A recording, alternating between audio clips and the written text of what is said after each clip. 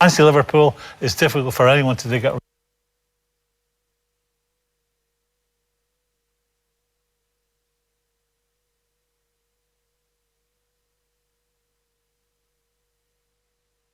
And a very, I was going to say very good morning to you, but it doesn't matter. It could be evening, it could be very late at night when you're watching this, and indeed it will be when this is streamed. So a very good evening to you. You're welcome along to the latest episode of the Dadcast. It's called Nappy Brain. That's what that is. That inability to remember stuff that, you know, like what time of the day it is, your name, your children's names. Is it called Nappy Brain or just lack of preparation? No, it's definitely Nappy Brain. Okay. I mean, I know no matter how much I prepared, I would still potentially have the time of the day wrong. Okay. Do you find that you get your kids' names wrong from time to time? Everything a lot? Wrong. Pretty much.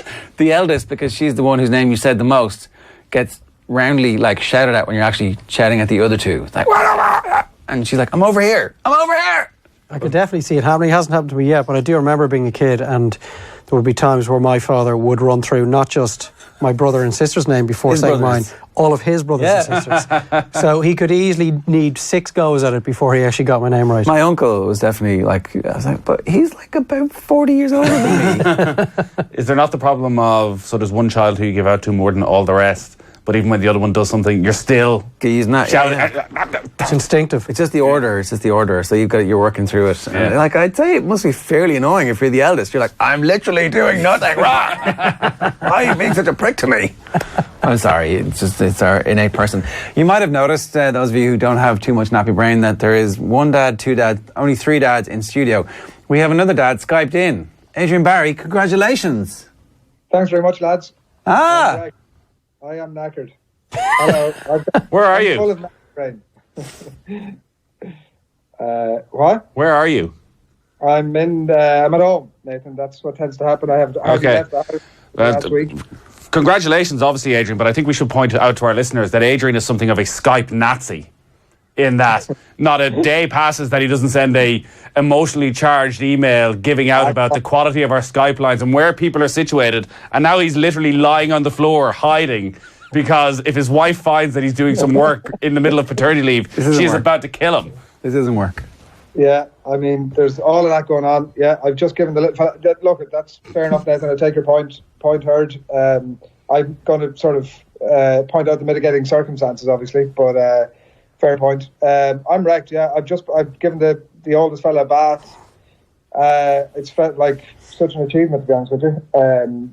Achieving anything with the day. I don't know. You've obviously just been through it, and the lads have forgotten the trauma of the initial stages, but bloody hell, doing anything with the day feels like such a bloody achievement. So what's going on? You had a baby. That we haven't actually said that. You had a baby, a baby girl. Congratulations. Yeah, thanks very much. What's the difference between a boy and a girl? What was that moment like? How was the whole experience? How much of it are you willing to share? Was it good? The shitting up the back has been the first that Nathan was talking about the other week. It turns out is a real thing. But yeah, it was mad. Yeah, it was. What day are we today? Friday. It was almost a week ago now, which in itself is sort of hard to believe. And yeah, it was sort of waters broke. Had to offload the other child. Obviously, went into the hospital. It was sort of no labour had begun when we went in at the start, and then it was so they were like, oh well, look, we can. You know what we might do is we might bring you out to the the purgatory that we've spoken about before. They were like, we might bring you out to purgatory and sort of you can hang out there for a while. I was kind of saying, will we just give it a couple of hours? Maybe we wait a couple of hours. Just give it a bit of breathing space. And we did that, and then labour came on, and it was a long and traumatic day. That was sort of 6 a.m. when my wife's waters went, and then it was just after 4 when the baby was born. So okay, it was a long and bloody traumatic day. 10 hours. Bloody, fundamentally profound. Yeah. Well, look, here's the thing. As Nathan points out, you're a Skype Nazi, and the Skype line isn't amazing. The microphone isn't great on the phone. So we're going to wait and make you do this in person in studio at some point. When you come back to work, next week. In about a month. Or whenever that is. Are you going to Tato Park or over the next week? I'd recommend it. Just get out of the house. It now seems like a very wise choice. Right, go on. I'll talk to you when I'm on a better line. Good luck. And sorry, well, is everybody well? Is everybody happy? Are you happy? Or are you traumatized? Have you been crying? everybody, as I've been pointing out, mother and daughter are absolutely flying it. Father and son are totally knackered. So that's sort of that's kind of where we're at. Have I been crying? No, I felt like crying quite a bit, but I haven't actually broken down just yet. Let it go. No need to hold it in anymore. It's much more comfortable on the other side. This would be a good moment to do it, is what you're saying. Yeah, pretty much. Yeah, no, we also chose to have the baby and move into a brand new house at the in the same almost the same day. Yeah, a couple of days removed. So not the wisest thing. Well, enjoy these traumatic, life-changing experiences, and we'll talk to you on a good line real soon, Adrian. Congratulations from everybody. Good luck. Thanks, lads. Good man. Yeah, so you can hear the people Thanks, Joe. in the back. He's still live, guys. His mic is still live. And then there were 8 kids. Yeah. 8 kids on the Dad Pod. There you go. And when we started this podcast, there were only... No, I'm fairly sure there's 10. Have I missed out on some of these? No, 9. I've got 3. Oh, you got 3? 10. I've got 3. Yeah, there's 10. When we started out on this little There's 8. journey a few short weeks ago, we only had 8. We increased Where may it end, Dave? we Where increased may the it quota end? by 25% in such a short space of time. Such fecundity. A couple of quick comments right before we get to some of the stuff that we need to talk about this week. Well, lads, says Sean, my wife and I recently found out we were pregnant with our first child. Still early days, 11 weeks. That's very early. Best of luck. This happened to coincide with Dadcast launching. Cheers for all the advice and laughs so far. My wife usually huffs on weekend car journeys when I have Off the Ball on in the car, but has no problem listening to you on Dadcast. Would love more advice for first timers. Keep her lit. The issue of advice is very difficult to deal with because everybody has advice.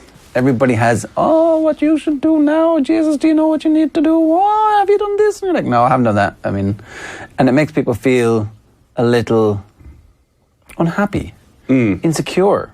Like there's a secret code out there that only this middle-aged / elderly woman knows.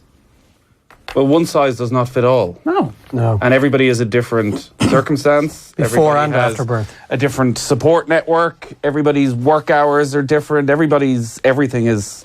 So it's hard to actually give definite advice to a first-time dad. Michal John O'Miocher on Facebook. I've also had that fantastic input from a similarly aged women, plural. On one occasion, I was asked if my wife knew where I was. What's the context? The context for this is your story. You wasn't in a brothel or something, was he?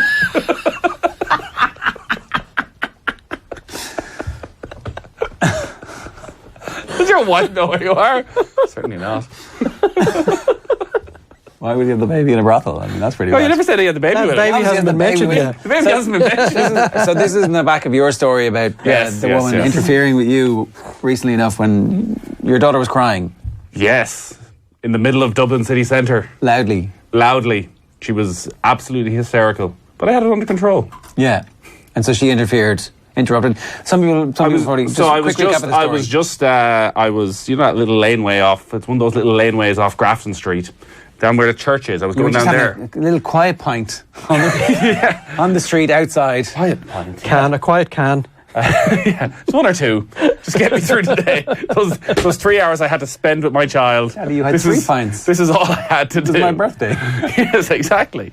So, one of those moments where things backfired quickly and suddenly she needs to be fed, yet I'm not anywhere where I can feed her, and I also need to go and collect another child. So I'm just like, I'll get her back to the car, give her a bit of grub, it'll be grand. There's 5 minutes of lunacy. So I'm in the process of going back to the car, and some woman comes up and goes, what did she say again? I think she's hungry. Oh my God. What did you actually say? No shit. I'm fairly sure I just said no shit and kept walking. I think I just went, oh really?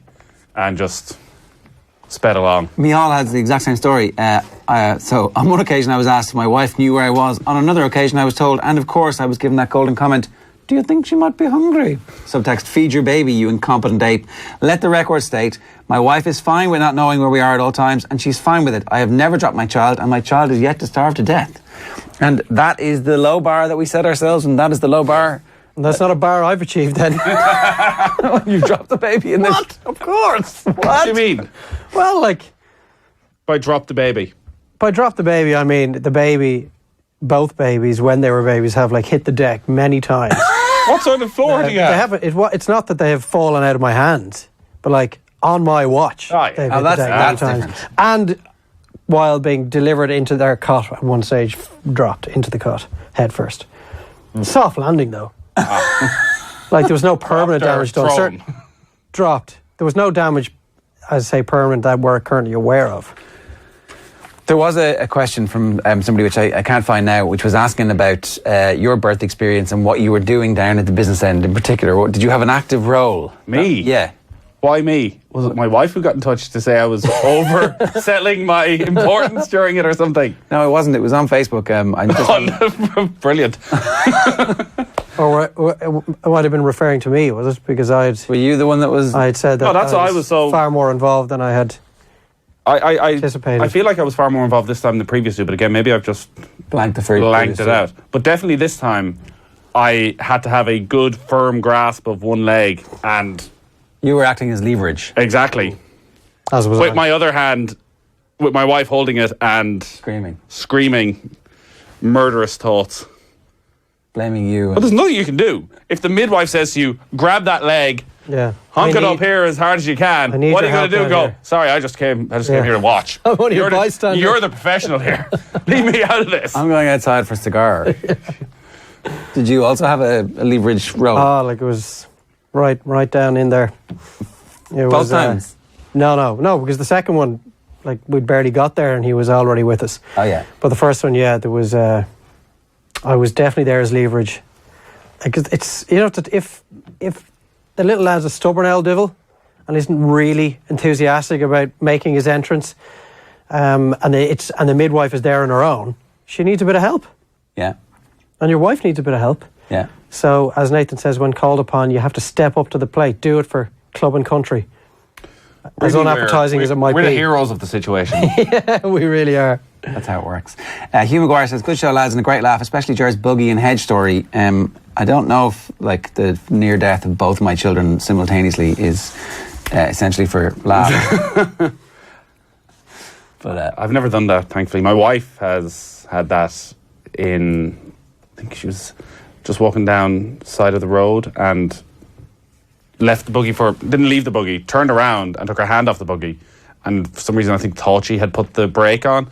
And next thing she looks and the buggy is rolling out onto the road. yeah, you do it once. I'm telling you do it once and that's it. It does not happen again. Like I'm now absolutely paranoid. In the house, I'll be like putting the buggy brake on, going, it's not going anywhere. But this is it's a difficult enough thought to articulate. You know that you've got away with one there. Oh yeah, totally. Like tragedy can strike. Oh, and I think you get away with it all the time. my next question was, Out in front how of the many traffic. times a week do you think you've gotten away with it? Most likely would be thoroughly unaware of the fact that you've got away with it. My kids like to climb up on the counter now. Like, how many times has the iron been right there or the kettle A knife boiled? just... Well, they play with knives all the time. And they're like, oh, look at this. Like, look at this. I'm like, oh my God. And the little one, for a while, would pick them up by the blade because that's the shiny part. Yeah. So you're like literally screaming at the top of your voice and it's pretty loud to the point where the whole house stops. Everybody stops and you're like, oh, okay, there's no marks on the fingers. They're still there. We're not going to Temple Street. And like, you can see how... I think it's at this point the producer gets a call from social services. This is... About me. I was just going to say... No, is that it's not, but you're saying, so you walk in, the child is holding the knife by the blade side. Is that not a very difficult split-second decision of, do I scream and go, drop it, and hope that their hand releases? Yeah, Are you scream and they go, wah! Straight through, and you've caused the destruction. I mean, the involuntary scream, a vast, infinite scream, like, you just have to do it. What else are you going to do? Because if you jump at them, I don't know. They must stab you. Yeah. I mean, no. Got to protect yourself. No, but first they're and holding the foremost. blade though. He can't be stabbed. He's safe. From Paul McCabe, born in 1979, according to his email address. Lads, I drop my kids to school and creche twice a week before I go into work. Usually Wednesday and Thursday. Last Thursday, I had my daughter in the schoolyard and I heard a dad saying to his child, go in and I'll go home and get your bag and drop it in. Obviously, I thought, what an idiot. Not bringing his daughter's bag to school. What a clown. Guess what happened today? Yes, I added approximately 45 minutes to my day to go back home and back to the school. Is this a regular occurrence for dads? Because I've never heard a mother do it.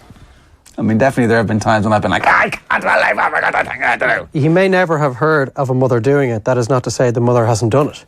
He's just not being informed of the incident. He's not in the WhatsApp group where she's No, like, but "Oh, his I can't wife believe-" just isn't telling him that she has done it. I'm going to It's hang best my to wife keep out those to dry things and to say yourself. she's 10 times worse than me at this. All right, great. Well, I did it last week. She's teaching Locked the up the school. I creche. does teach in the school, and I would regularly get you wouldn't bring in my lunch, which has now transformed into, Make my lunch. well, no, certainly not, into arriving in and Zach forgot his school bag. You wouldn't go and bring it in? I'm like, it's your job. Funny enough, since I'm going to say since I've been bringing 2 children in all year, we haven't had one incident of a Forgotten school bag. Right. But it got to the stage where Bring them into your wife's school. Are you? yes, Right. they go to the school she teaches in Right. Why didn't she bring them? because she's not teaching at the moment. She's on Ah, maternity fair leave. point. A good point, Nathan. This Sorry. is the point I'm making. So I bring them to school every day. Right. But it had got to the stage over the last 2 years where he was in junior infants, senior infants, that I would say I was in once a week without forgotten. Definitely once every 2 weeks. That with takes a lot of forgotten school patience. bag. The secretary and me had a frosty relationship by the end. All right. Because you have to bring it to her. I'm like, just drop it down to him. Oh, okay. So she Or it'd either be forgotten school bag or forgotten lunchbox. Can you So not the school just- bag goes in, you get home and you see the lunchbox still sitting there. Can you not just go straight into the class at this point? Like, oh, go on in. Sure. Would you not just be nice and So- help the secretary out? I don't think they. Well, also she sits not at guard the front vetted. door. I think I am guard vetted, but I still don't think you can go in the side door and just wander into It'd be too class. embarrassing for your son anyway to see his dad rocking into the top Oh no, of at the that age classroom they're with a delighted bag. to see you. Yeah. Embarrassment doesn't come till Oh, later. really? Yeah. At that age, it's like Daddy! that's my dad. Yeah. Well, I rocked The whole down the school, whole driveway. class goes crazy for 20 seconds, and it's a bit of excitement for them. Rocked up the creche driveway last week, like with one arm as long as the other, and they're just looking at the door, out the door, going, "Have we forgotten anything?" No bag for either of them. The bag, most important, being the one containing the nappies, the nappies. wipes, the bottles, the Like- change of clothes. Several times in crash that happens. You're like, no, this is great. I feel very light today. I'm so organised. Life is carefree. Life is carefree because you forgot to care. You got to start asking questions of your kids though as well. Yeah, come As on. I point out, I'm like, it's your job to bring your bloody school bag. Where's the reminder? Yeah. I mean, they definitely get better at that. I can't believe you don't make the lunches though, no? No, my wife makes the lunches and I bring them to school. Seems fair. She's more patience than me because there's the usual, well, I know I liked a cheese sandwich yesterday and I've eaten it for the last 3 months, but today I've decided I hate cheese and I've never eaten it again and you're the worst person I've ever met. You have to make them the night before, so there's no choice. There's no conversations after they go to bed. That's the... also, what's the deal with parents leaving their 5 or 6 year olds in the yard and leaving? I see mothers and fathers doing it. Am I weird to think that a paedophile is going to take my daughter from the yard in the 3 or 4 minutes before she goes into school? Yes. I think, Paul, you don't need to worry about it. You've watched too much tabloid TV. Well, have they been left? Is it a secure environment? The school. This particular school that this listener is talking about, Well, we don't know. by the yard, that means they're inside the school gate. Yeah. I wouldn't leave my 5 and 6 year old as they are at the outside school gate. But the second 20 past 8 comes, the 2 of them charge off and I presume they go into school. Yeah, they're actually at the back having fags. They may well be out the back having a bag. Gambling. Like, I don't see them again. But I would find it a bit strange to, when they get to 8 or 9, I'd assume they're okay to drop them at the school I think gate. our listener Is this not one of these free situations to where go. statistically there is a 1 in 5 billion chance? Has it ever happened that a paedophile has picked up a kid at a school gate? From inside a school gate, highly unlikely. I would have thought that has happened, but Don't blame us. very few fears that any parents have could be considered rational. Oh, they're completely... You're just strung out the whole time from fatigue and emotional duress. So obviously you think that the worst is going to happen Yeah. again. For the next 20 years. Yeah, pretty much. I mean, I can't wait until I'm dead. The sweet release of death. In a home or something. One for Dave. That's definitely the headline tweet for this episode. One for Dave. Watch the first 20 minutes of the Pixar movie Up. You'll be a blubbering mess. Oh, Oh, I've been come a on. viewer of that on at least 25 occasions. You don't even need to be a father to No. It's a very... get upset by It's that. a brilliant movie. And yes, the first 20 minutes are it's very tough. Oh, it's impossible. It's impossible. Like- I mean, yeah, like you know, Especially having to try to explain to the wee man, why you're crying. well, yeah, why I'm crying, but why the man is so sad. Yeah, because your man's going to die at some point, and I'll be sad like that. But it's even before that. Like the fact that, you know, they've been trying and it hasn't happened for them. There's an awful lot goes on for a child's movie in the first 20 minutes of that. Where's his children? Well, But you can see them, like they're furnishing the nursery and they're putting the paintings on the wall. Does she have miscarriage? Or Yeah, she has a right. miscarriage. And then you see the doctor like just shaking his head at them and you're like, fuck. And then the wee man says, I'm going to cry now. why is he crying, Daddy? I'm like, what do I say? What do I say here? What did you say? And then I can't remember. I assume it was just something like, Good you bit know, coming up. They thought there was a baby coming, and then the baby didn't arrive. Look at the dog. And there's a crazy, is it an emu? I don't know what it is. This was the first time we'd watched it together, so I wasn't aware of what was coming up before. You're like, is it going to go even downhill from here? Well, it did, because she dies. So, like, it's a tough watch. The first 20 minutes are Yeah. tough. And then, as the movie's title suggests, things do pick up from there. Yeah. And it is a brilliant movie. We should probably do a full episode on what's safe to watch with your kids and when, and if anybody has any advice for good stuff to watch, because like we try and limit as much of the screen time as possible because they go completely batshit after it. Like trying to get them to sleep after watching TV, trying to get them to do anything, to focus on anything, to eat their dinner is absolutely impossible. So, like technically, they're only allowed to watch TV on a Friday night after dinner.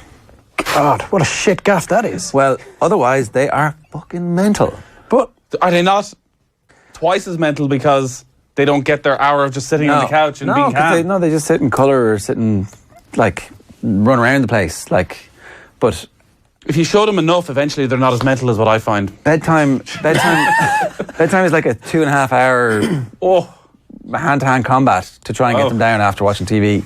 Like they're just running around. can you not wild, we just have a screaming. cut-off time, and that allows at least 45 minutes to an hour for the bedtime settling down process to run its path. Yeah, it's just they're like. Okay, if I was to turn around and deny them TV for 5 or 6 days a week, well, my life would not Weekends be worth living. There's definitely some weekend stuff. It's a free-for-all at weekends. Is it? Well, I'm watching sport. Do you not use TV to get them to do stuff like eat their breakfast, /dinner, /lunch, /tea, /supper? No. 'Cause then, To get then they're dressed. gone But for are the you day. not entering? We're not quite there yet, but I'm hoping in the next year you enter that sweet spot of on a Saturday morning. You can watch TV They'll themselves. just get up. I'm not get going to their lie, own there's been a breakfast. couple of times that has happened. It's like I get up and go down and turn. So when I had a whole weekend of minding the kids on my own last weekend. Oof. It was. I'll talk about that in a minute. But definitely on Saturday morning at like 7:20, they're in, and I'm like, okay, Dad's not feeling great. And so I went Like that down ad, to TV that on really shitty ad. the He's not alcoholics. feeling very well. Mummy isn't was- either. It was a worst, great night. but worst it wasn't actor worth of it. all time. Nathan loves it. He finds it very emotional. He's like, that's my life. Screw you. Definitely going to drink less next time. What? That was me last Saturday At morning. least make an effort to deliver the line. Like you've been paid to deliver this line. At least make an effort. Yeah. To make it somewhat convincing. You mean coming in hungover? Definitely. I put the TV on, but I had a toothache, like a really bad toothache, which had been bad for a week, and I was like ignoring it. And then the Friday and Saturday, it wasn't great. But then Saturday, my face just basically exploded, and I couldn't sleep at all. So on Sunday morning, I had to get my sister to come over and mind the kids while I went into the dentist. But while I was there, I realised that I hadn't been to the dentist since I'd had kids, because I wasn't ever scared of the dentist, and I'm still not really scared of the dentist. But I definitely have reached a squeamishness about a lot of stuff that I was not squeamish about before. And I don't know if it's PTSD from the birth, where it's like there's blood on the walls and the floor and everything. Like, I don't know if it's just But what else are you now squeamish about that you weren't before? horror movies, like can't watch any of that kind of stuff. I don't engage with any of that. I try not to watch too much coverage of war zones in a way that I would have actively sought out that kind of stuff, so that you can be properly informed about the shit that's going on in the world. But is I'm it- like, I'm just going to check. Is it not more to what do with the news is fact doing. that, like, let's face it, you know that you've brought your kids into a horrible world, and that you don't really need to be watching coverage of war zones to know that is the fact. So I would much rather watch a comedy movie than a horror movie or a thriller of some description. But I used to enjoy them. Yeah, because you didn't have to worry about the fact that there were these 3 people in the world that you were now responsible for, and look at the hellhole that you brought them They'll into. be fine. They can look after themselves. Maybe What's all that's that it. got to do with not wanting to go to the dentist? I don't know. All the drills and the sharp objects and stern looks. I made the mistake of looking at. So it was pre-root canal. I've got to get the root canal done next week. I made the mistake of looking at what looked like a paper clip that she was jamming down into my. Still, there's 3 canals. One's dead, and the 2 live ones. She had to put some material into it, and I made the mistake of focusing on it, and then she jammed it down, and I squealed like Ned Flanders, a proper Ned Flanders. And then, because I'd done that, and it was an open plan dentist, like there's 14 cubicles of other people getting stuff done to them, I fell into a fit of giggles, but it obviously felt like I was crying. She's like, "Are you okay?" As she doused my head. I was like, yeah, so I don't know. I'm not sure that going to the dentist after you've had kids, if you're like about to have your first child, go and Get everything done. Yeah, and the snip. Get your teeth done too. Yeah, loving the Get that done in Dadcast. the same place. That's from Good Paul medical McCabe. centre will sort you out from top to bottom. Well, certainly they had the good shit. My face was numb for 3 days after it. That's from Paul McCabe, ex-golf club member. Did we get into that? Yeah, we did, okay. A lot of correspondence this week. Yeah, so agreed on the shopping. A great way to give the missus a break and check off 90 minutes with the kids. Win-win, says Andrew McLaughlin. Fair play, Andrew. I agree. I concur completely. No. Like, We've been over this. We disagree. Yes. As to the 90 minutes of a break for me. Yeah. Well, there are other boxes that can and most likely will be ticked if you go down my route. You get to spend time with them. In a Because- stressful environment. yeah, where they can escape at any point and break stuff. I don't have to go down the whole Kinder Egg bribery route again. But we know it's well worn. All right. Neil Keegan says this is pros and cons of having kids. The pros are little people and the improved crisis management skills when the twins threaten to shit themselves at the same time. The cons are mostly the cleanup. Somebody did ask, is it possible to find a way to make poo stop smelling like death? But you forget just how bad the stink of your kids' shit is. Like, especially the early ones. Yeah, well, I thought It's mad. maybe, a spot of revisionism here, but at the start, it's particularly if the children are being breastfed, is it not a sort of a bittersweet smell? Bittersweet for the end of your life. I thought it, because That's it's a state of not mind, really, Dave. it's pure liquid, and it's not like a proper 2.5-year-old's dump, which is just like wiping the arse of an adult. It's true. And the size of them, they're like, wow. The colon of a child stretches for miles. Well, until they start eating proper food, it's just liquid. Yeah, but it doesn't stink that bad, does Oh, it? it does. Ah, it yeah. can do. Yeah. The other thing that I forgot about was the bin, particularly in summertime. Oh, When the nappies are there, it's like the weight of it and the smell of it. that's going to cost you a fortune. I know. We just got out of the whole pay by weight. in time. Yeah, it was like, we dodged a little bullet here. So we only have like. But Now, you my- don't have there one of was those nappy bins. The word is yeah, but where does that go? Well, it's kind of keeps the the wheelie stink in. We don't have one of those. No. It doesn't. Or they wrap the plastic bag, just wraps itself internally, and kind of there's a sealing off point. Yeah, it doesn't protect the smell. But then Maybe not at the height of summer. your outside bin, Oh yeah, well look. full of nothing but human shit. Oh, It's like, it's horrific. I mean, We're involved in a sort of in a cat and mouse game at the moment because the baby is on antibiotics oh and she hasn't shit in 5 days. no. Which means it's coming. Who Who is going to be holding the baby Maybe when the it grandparents. arrives, and is going to be the one who's, as I do, dump the clothes. Yeah, it will be dumped the clothes. There were times over the years where I emptied the nappy bin and I'm carrying the bag that you take out down the stairs and thinking to myself, I'm literally carrying a sack of shit here. And also feeling pretty virtuous about life. It's like, look, I'm doing my good I'd deeds only today. ever used the phrase sack of shit metaphorically speaking before that. Now you But this was the literal sense. Chris Earl says, for God's sake, Dave, just bring the box off the waffles and fish fingers and show us, save us all the hassle. We can't all spend 8 hours We can all agree on that. We can't all spend 8 hours in Tesco a week. By next week's recording, I promise I will have the brand of the fish fingers, the waffles, and was there something else? Beans, I mean the low salt beans, but like no added sugar beans. Dave. No added sugar ketchup. I'll give you the exact brand. Or somebody could just sponsor us and we'll say that's the And we'll brand. give them that brand. Yeah. This is really good. Ignore the package. Colin Brannock says, and somewhere each of your 4 partners/wives have their heads in their hands. But so far, I think Debbie's the only one who's listening, is she?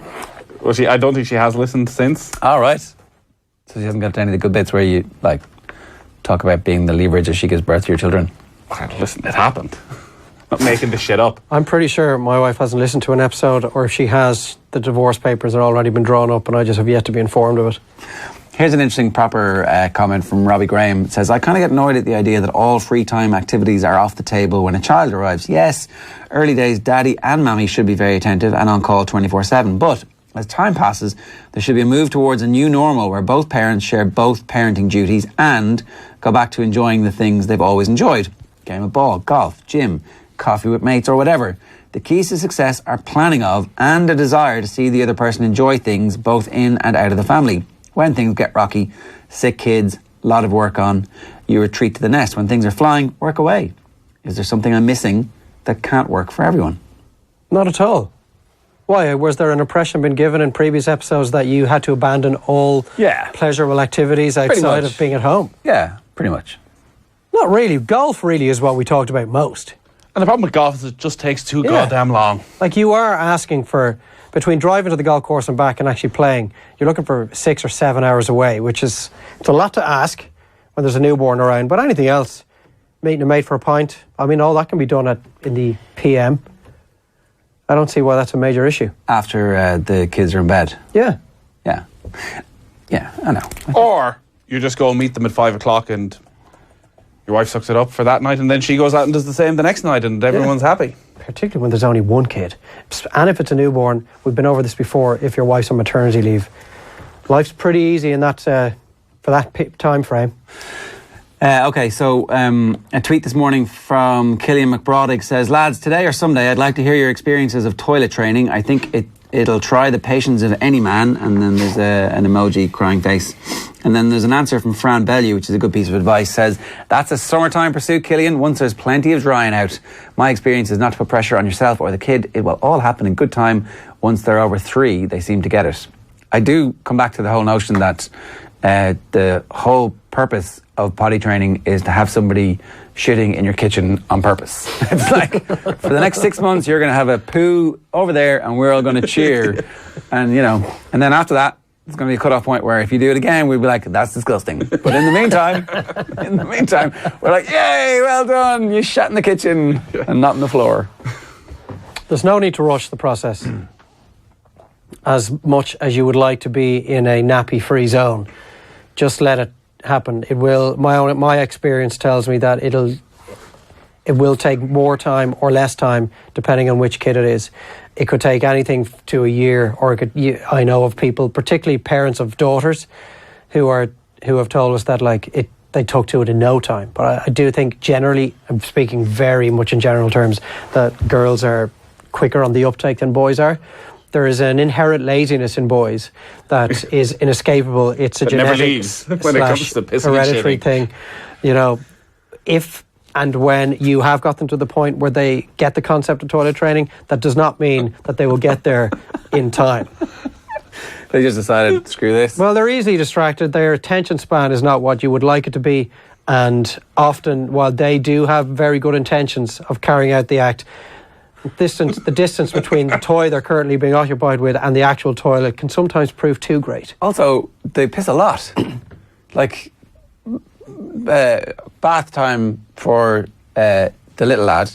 He pisses in the bath. I'm like, okay, grand, I've got a couple of minutes here now to get him dry. No. 10 minutes and a half later, piss all over me in the when we're getting dry. I'm like, you just went. Went. You know what you're like when you've had 3 or 4 pints and then you haven't been to the toilet once. Once you go once, you're up and down like a gin at every 10 minutes, and that's the way it works. I would say that when we're on about giving advice, this can turn into one of the most stressful parts of bringing up a kid, because everybody is going to tell you what you're doing wrong. Yeah. And what works so easily for them. Yeah. Like, our experience was the oldest child was tough, and it went on and on and on, whereas his younger brother was like, what's he doing? I'll do that, no problem. At the same time. Done. Literally, within, I'd say, 2 months, he was doing the exact same thing as his older brother. A tweet from Kieran Cunningham last week was about shopping. He says he orders online. The excuse is I've got no time. The reality is I can't be arsed to go to the shop. I'm like, absolutely missing out on a big opportunity for, a full podcast to be listened to. Yeah, definitely. And that doesn't necessarily have to be the Dadcast either. Other podcasts may tick that box. I think that you have to try, as Nathan said, it can be really stressful. Like, it's not easy. And you just have to try and keep as open a mind as you can. Do not listen to what other people are talking to you about when they tell you that it only took such and such an amount of time for their kids to get to this. It's going to be different for everybody. Plus, you have to accept that very often there's going to be a shit on the carpet.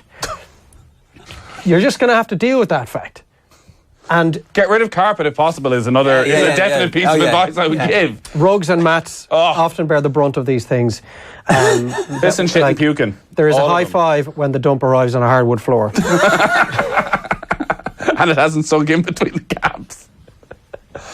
Boys are definitely a disaster though compared to girls. So I think girls also, when they get to even 4 or 5, go, I need to go to the toilet. I'll go to the toilet. Lads are like, I need to go to the toilet. I'll take another hour while I hold every bit of me in an awkward position. Do you need to go to the toilet? No, I'm just going to sit here and watch TV for another 20 minutes. It's fine. Maybe that's just my house. No, it's not. That's so true. Oh my God. Do you need to go? No. Well, why are you jumping on the spot for the last 10 minutes? It's fine. I don't need to go. I really don't need to go. Okay, grand. 2 minutes later, you just see them pegging out the door at 1,000,000 miles an hour, and they barely make it. Why didn't you just go when? I've told them I'll press pause. Don't worry, whatever it is, that's my life. I'll press pause. We can rewind. Don't miss anything. It's live TV. You're fine. Two last tweets here from Emma Burke says, I also do the cross-on thing in Tesco in Rathfarnham, but he's graduated onto pretzels and I get caught with them in the till now every time. Obviously, just break the pretzel in half, no? It's obviously a South Dublin thing, is it, of robbing pretzels and croissants. Yeah, no, the pretzels are a disaster. You're paying for those. Unless you have this, as I said, awkward standoff with the girl at the till where the child has the pretzel and you're refusing to acknowledge that the child picked it up in their store and you just hope that maybe they'll let them away with it. All of this for saving 99 cents. No, you're just a thief. It's the joy of the thievery that is actually the thing that you're engendering in your own child. It's good. He's going to be stealing from your wallet fairly soon. 2 final ones here. So Barry was in touch to say, I just listened to episode 5. Good man, Barry. I thought of the below when you guys were discussing the need to change cars as families grow. I also hate people carriers. And in looking at options for avoiding such a god-awful addition to the house, I learned you can buy a bespoke car seat bench from the UK with 3 or 4 seats. So you keep your old car, you get this bench, it's multimac.co.uk, and there's a company in Ashburn apparently that install the systems. So they're having their third and so what is it? It's like a bench that fits to whatever car you have. Into the back seat for 3 kids. Yeah, or 4, it says. 4? How are you going to fit 4 kids? Because they're actually, the 3 giant seats fit. So our size is they're nice and comfy, close together. Yeah. And I presume this has been regulated, Ger. I mean, I don't know. I guess some lad has put a bench in the back of his car. It sounds a bit 1980s. And then last one here from Brian Hughes says, here's a joke for Dave. I had a vasectomy because I didn't want kids, but when I came home from the hospital, they were still there. Boom. On that note, that's said. Can I just say one thing before we go? Go for it, yeah. I would like to discuss birthday parties on next week's show. Oh, yeah, okay, sorry. And I think it's best that we didn't discuss it today because... You're too angry. No, the anger has subsided, but I think a week of advice from our listeners before we kind of dig into the subject next week would be very helpful. So I have just gone through the experience whereby the elder child for the first time is cognizant of the fact that it's the younger child's birthday. And it wasn't dealt with very well, as in he didn't deal with it very well. that there was another person who was the centre of attention on this day. All the presents that were brought into the house, bar one or two, very thoughtful relations actually brought something for him as well.